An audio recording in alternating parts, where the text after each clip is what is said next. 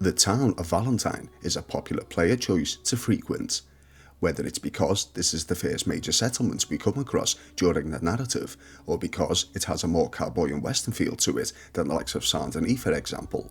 And in today's video, I'll be showcasing 20 or so secrets for you that you might just have missed in town. Welcome to the video. You're listening to Phil of Philby Gaming. If you enjoy the following, you all know what to do, and if you're new to the channel and haven't subscribed already, after watching, please consider doing so.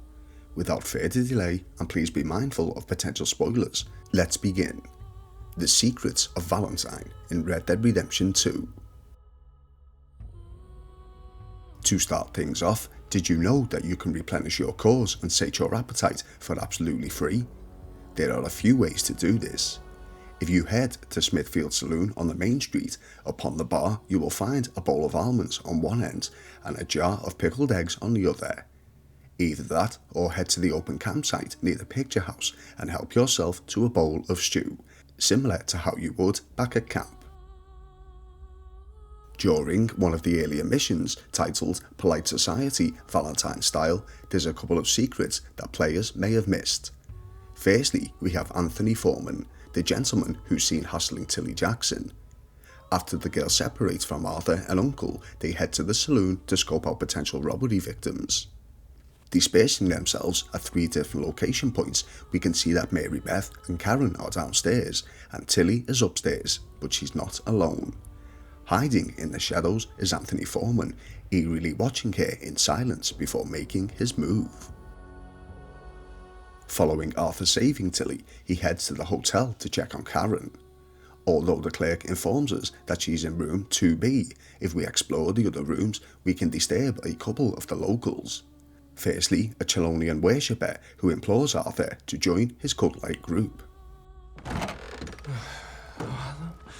Can I help you, sir?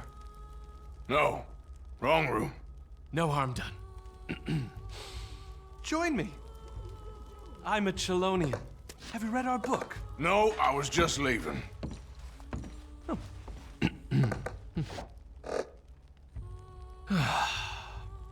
Secondly, a gentleman who's in dire need of some privacy. Oh, get the hell out of here, will you? Sorry. Wrong room. The next one is a small detail, but gives us a little history on the settlement. Upon the church face is a sign reading, Storm Survivor 1898. The ferociousness of the storm we'll never know. Next to the church, we also have the graveyard, furthering the town's history. After inspecting all of the gravestones, you'll begin to notice repeated family names emerging, such as the Dunn family, the Malloys, and even the Calloways, plus more. Speaking of the Calloway family, did you know that Jim Boy Calloway, the retired gunslinger whom we meet in the town, and Ben Calloway, the Valentine doctor, are actually related, and that it's not just a shared surname? The two gents are actually cousins. Put that in your fucking book, Plato. The following can happen during Arthur's time in the world, but for myself, during recording, it also triggered with John. In a random encounter, if you head to Keen's Saloon on the eastern side of town, you'll bump into everyone's favourite uncle, who's in an altercation with a patron. Uncle will berate you for not helping, but you can make up for this by having a stern word with the gentleman following this. Hey, let's talk about this. John, come on, lend a hand here. Go ahead and call your mama for all I care. Take it easy, I got lumbago. Should've thought about that earlier. You're pathetic, old man. Oh. You could have stepped in. I thought you had it covered. Got all the way to Valentine, no problem. Just wait till you're old. I'll head back to Beecher's. At least a man can drink in peace there. You know, he's not a bad guy, all things considering. That man's head's going soft in his old age. You better watch out for him. Listen, fool or not, that drunk's a friend.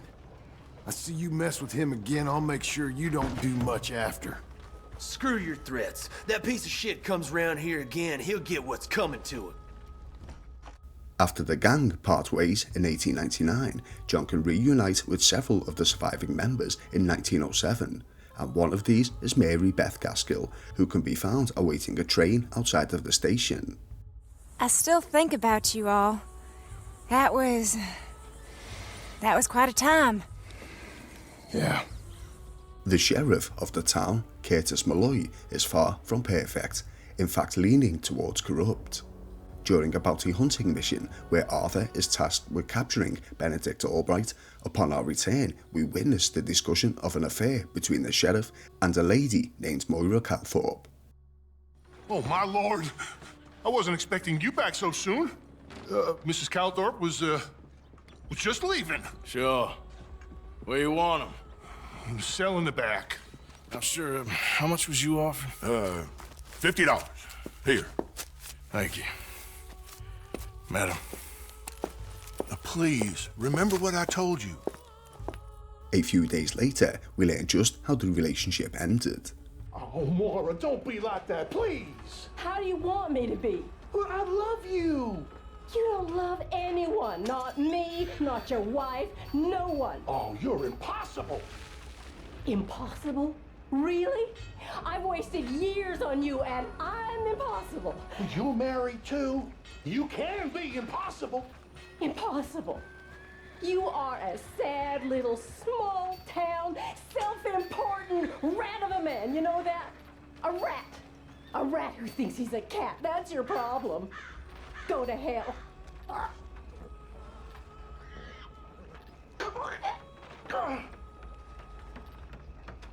This next one can occur at 2 locations during nightfall, but unfortunately I was only able to trigger one. At certain homes you can witness Peeping Toms spying through the windows of the town's residents. The protagonists can even investigate themselves should you choose to do so. Hurry up and get on with it. God damn. I know. Enough with the phone I'll be done 10 minutes ago and had time to clean my boots. Ooh, it's gonna happen. Look at them. They're all over each other. There's 3 sheets to the wind, I reckon. Pair of reprobates. Let's get out of here.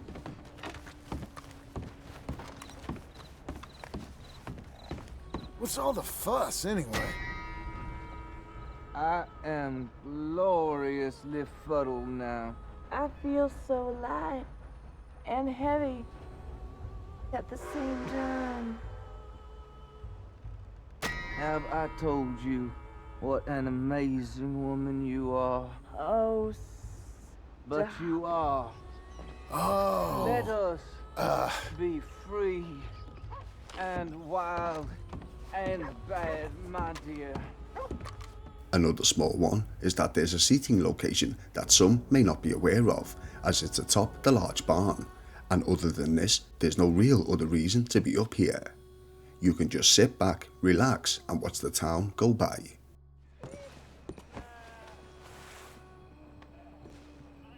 Upon the latter stages of Chapter 2, Arthur and John attempt to rustle some sheep for sale, travelling to town from the nearby Emerald Ranch, in a mission titled The Sheep and the Goats.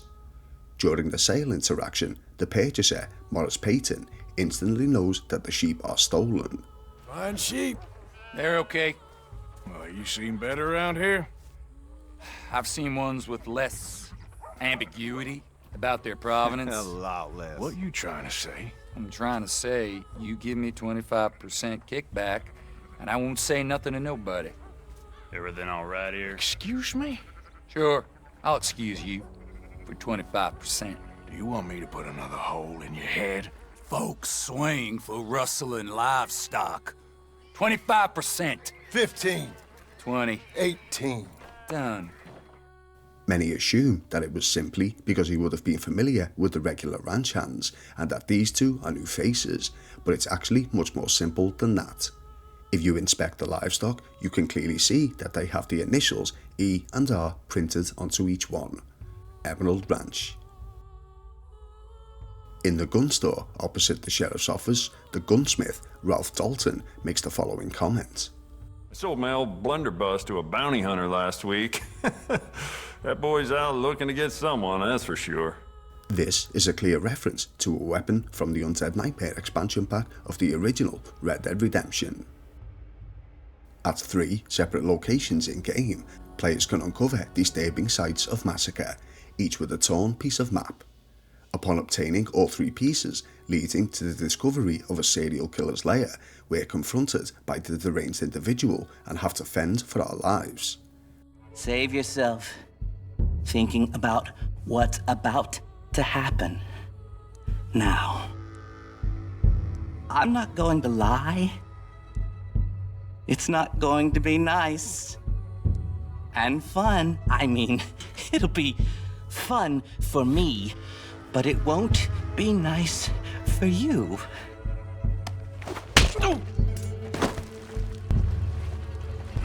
Wasting my time. Upon gaining the upper hand, we're tasked with delivering him to the Valentine Sheriff's office. Following a cutscene in which the killer attacks the sheriff, instinctively the player will shoot the individual. But did you know that if you leave the sheriff to fend for himself, an alternation will occur in which he won't be paid for your services? Get him off me!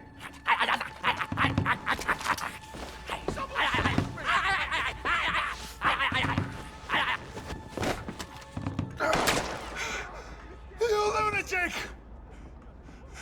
What the hell is wrong with you? Get out of here! My reward? Your reward? Get the hell out of here! That's your goddamn reward! Go on out! Speaking of the sheriff, did you know that the hat he is wearing, a Nevada, is a permanent collectible? Using whatever means necessary, if you obtain the special clothing item, it will be forever stored in your inventory. Also, whilst he's out, when looting his unconscious body, you will uncover a letter from Moira, further emphasising the affair we spoke of earlier. Back at Smithfield Saloon, there's a character we've all no doubt encountered, named Jon, or Grizzled Jon to the locals. The character is a direct reference to the Sasquatch hunters from both Undead Nightmare and Grand Theft Auto 5. Also, if you beat him up, you can obtain a special hat, just like the sheriff's, which can also be stored permanently in your wardrobe. Be mindful though, Jon won't forget you, as upon seeing you following this, he will attack.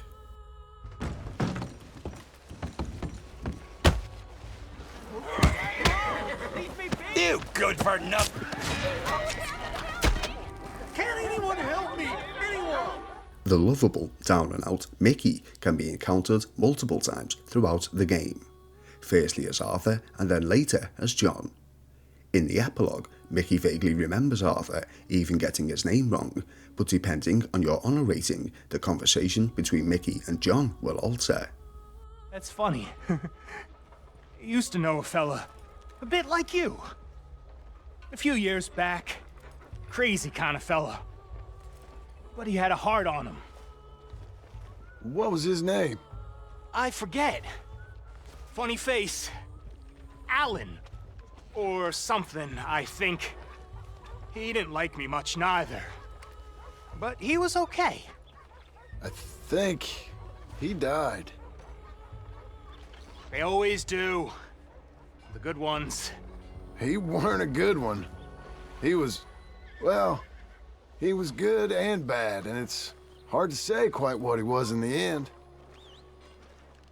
In one of the earlier missions, titled Americans at Rest, a couple of the boys get into a large bar brawl with the local patrons.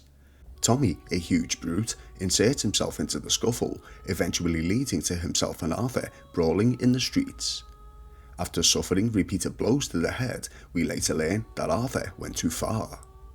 In a secondary mission at the saloon, titled A Quiet Time, where Arthur and Lenny enjoy one too many drinks, Arthur reconnects with Tommy, witnessing the damage he actually caused.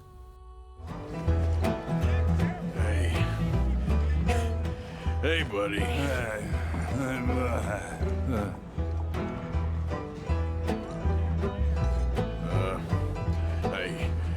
No hard feelings, huh?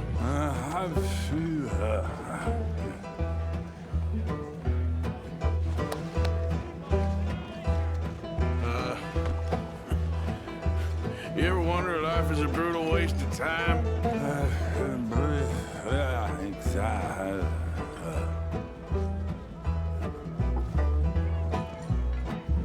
Yeah, I think you're right, partner. Also, during the same mission, whilst Arthur is searching for Lenny, there's a somewhat hidden interaction between a courtesan and a patron, which for obvious reasons I'll be blaring. Lenny? Sorry. But when Arthur becomes so intoxicated that everyone begins to look like Lenny, he can experience a similar interaction once more, although Arthur doesn't find it as funny the second time round. Lenny? Lenny!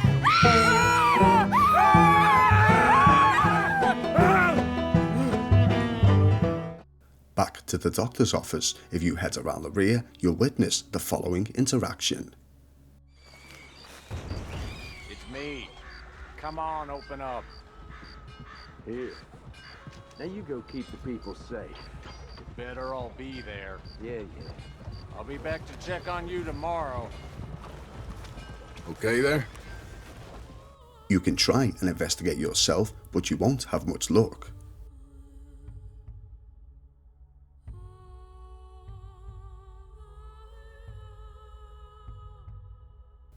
If you head inside through the intended entrance, you can hold up the store, forcing the owner to open the locked back room, in which you'll find the rivaling O'Driscolls operating out of. Dealing with the rivals and looting the location will net you a nice sum, but beware, as we witnessed prior to this, the law are receiving kickback from this operation and will respond accordingly. During a random nighttime encounter, a courtesan may approach Arthur from the alleyway of Smithfields requesting help. If agreed, you'll witness the following. Hey, mister! Yeah, you! Come over here!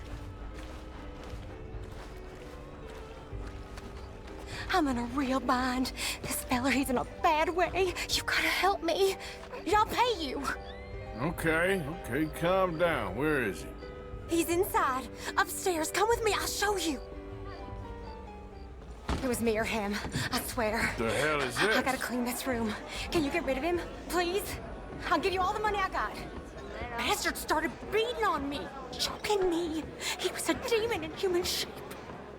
The player has two choices here. They can either help by feeding the remains to the local livestock or turn her in for a small reward. We later learn that the lady was in fact a serial killer, as this had happened numerous times previously. You bastard! Not as nice You're as the as bad as saloon the rest bed, of but them. it ain't You're covered in worse. blood. That's something. Well, thank you very much, partner. You Killer don't prostitute fucking is a make it. problem Damn you. Valentine can do Damn. without. Yep, more fellers like you, this might be a respectable place to live. Listen, why don't you grab yourself what's in the purse there? Not much, but you earned it. You got it wrong, you bastard. That man was gonna kill me. Self-defense, is that right? Self-defense all those other times, too? You got a lot of blood on you, woman. Screw you. You're just like the rest. From you? That might be a compliment. Did you know that there's an apparent curse on the town of Valentine? The story is told that the military, some years prior, drove the Native Americans off this land. In turn, a ranking chief placed a curse, in which many believe today to be the reason there is so much corruption and crime plaguing the town. People have been talking about a curse in Valentine as long as I can remember. Some reckon this was Indian land once, but I ain't sure. So was there any on today's list that took you by surprise? Do you know any secrets in Valentine that you feel others may have missed? Let us know in the comment section. If you enjoyed what you saw today, you all know what to do, and if you're new to the channel and haven't subscribed already, please consider doing so, as well as sharing with those you may feel would enjoy content such as this. Thank you all for watching. You've been listening to Phil of Philby Gaming, and I'll see you in the next video.